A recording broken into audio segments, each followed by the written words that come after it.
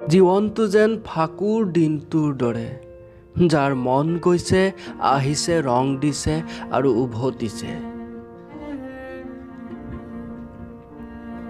কিছুমানে আকৌ উভত গোৰে নাচিছে, কল্পনাত, মুখাত আৰু দুৰ্বলতাত।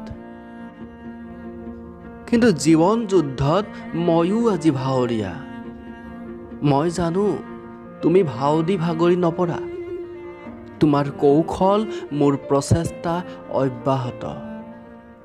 কেতিয়াবা তোমাক সুধিব মন যায়, বতৰটোৰ দৰে লুকা ভাকুনো কিয় খেলা?